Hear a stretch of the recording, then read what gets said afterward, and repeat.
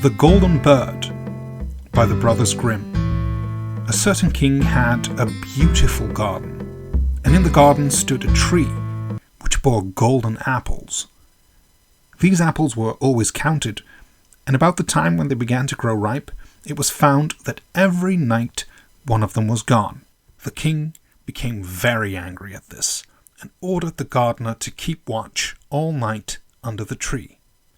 The gardener set his eldest son to watch, but about 12 o'clock he fell asleep, and in the morning another of the apples was missing. Then the second son was ordered to watch, and at midnight he too fell asleep, and in the morning another apple was gone. Then the third son offered to keep watch, but the gardener at first would not let him, for fear some harm should come to him. However, at last he consented, and the young man laid himself under the tree to watch. As the clock struck 12, he heard a rustling noise in the air, and a bird came flying that was of pure gold. And, as it was snapping with its beak at some of the apples, the gardener's son jumped up and shot an arrow at it. But the arrow did the bird no harm, only it dropped a golden feather from its tail, and then flew away.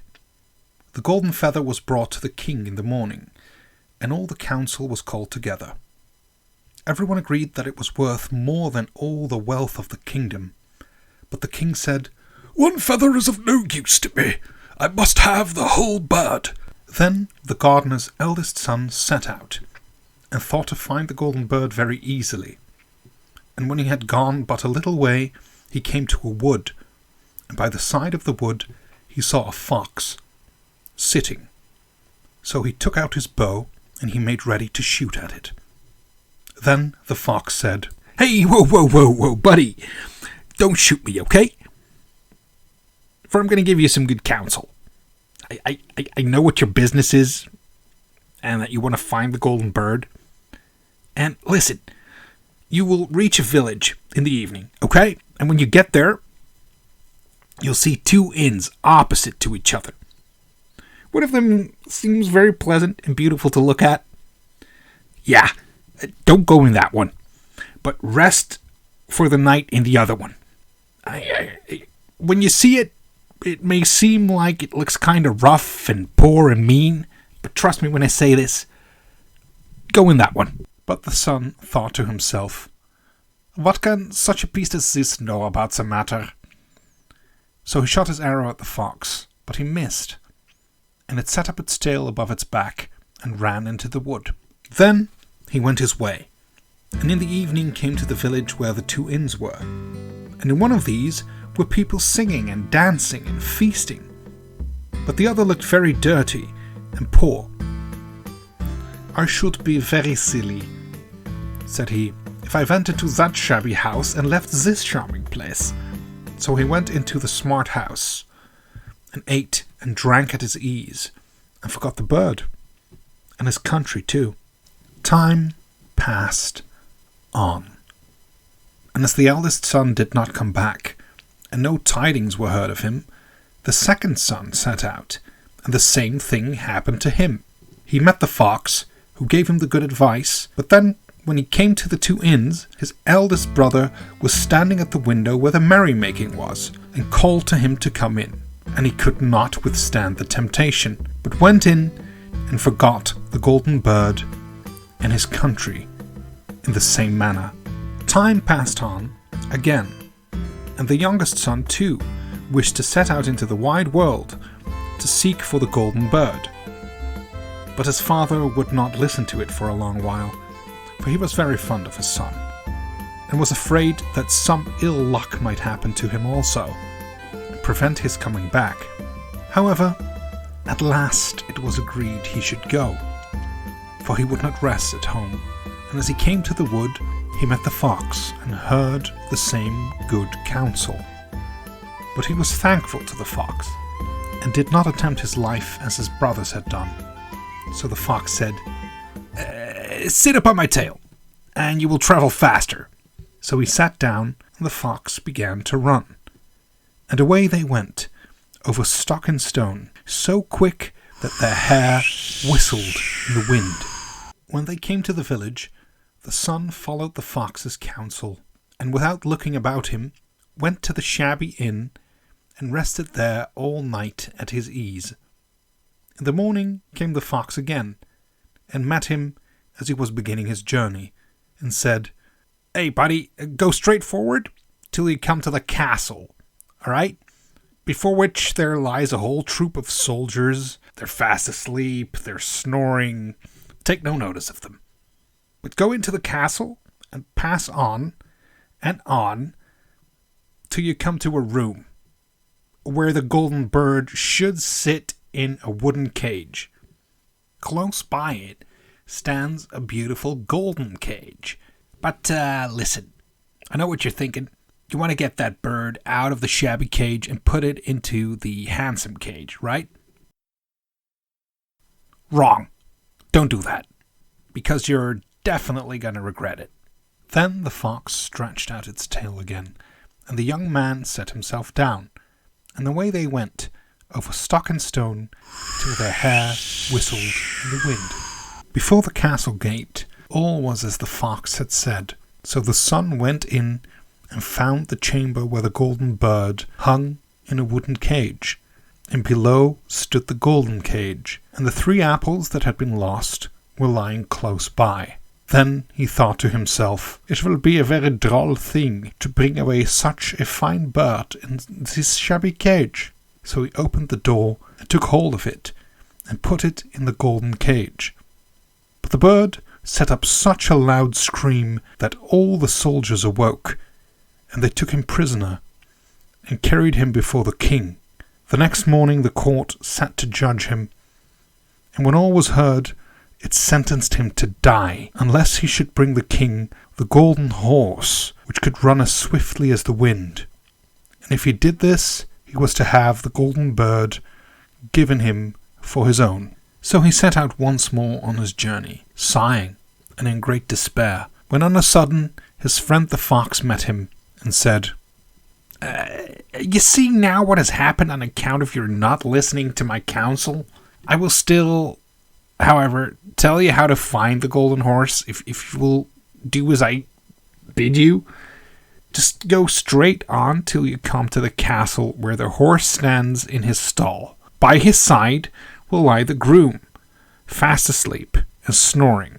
Take away the horse quietly, but be sure to put the old leathern saddle upon him, and not the golden one that is close by." Then the son sat down on the fox's tail, and away they went over stock and stone till their hair whistled in the wind. All went right, and the groom lay snoring with his hand upon the golden saddle. But when the son looked at the horse, he thought it a great pity to put the leathern saddle upon it. "I will give him the good one," said he. "I'm sure he deserves it." As he took the golden saddle, the groom awoke. He cried out so loud that all the guards ran in and took him prisoner. And in the morning he was again brought before the court to be judged, and was sentenced to die. But it was agreed that, if he could bring thither the beautiful princess, he should live, and have the bird and the horse given him for his own. Then he went his way, very sorrowful.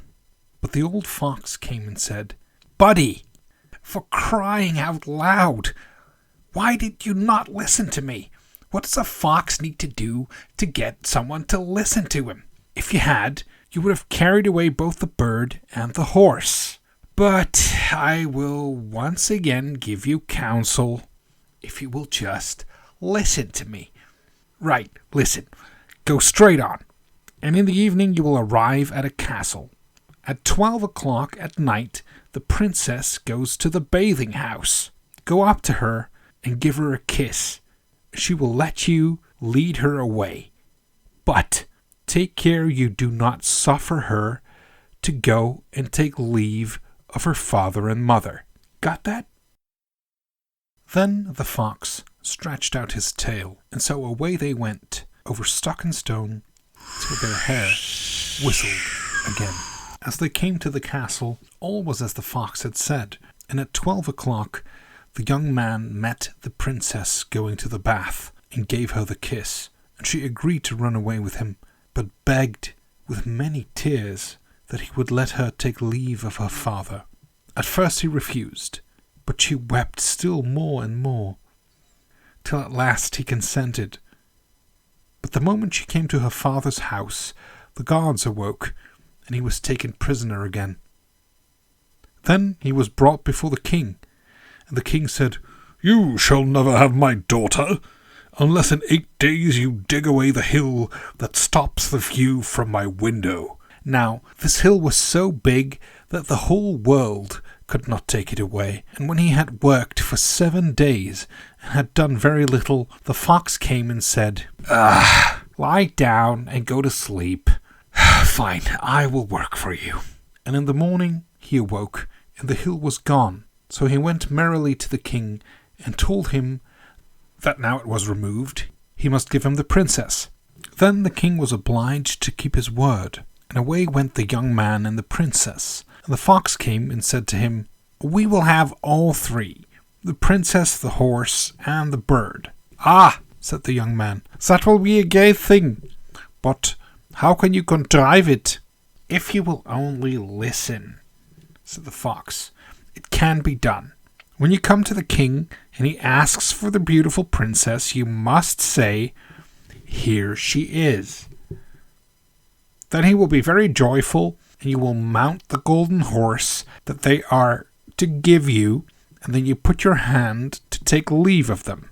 But shake hands with the princess last." Did you get that part? Did you hear me? Then lift her quickly onto the horse behind you, clap your spurs to his side, and gallop away as fast as you can. All went right.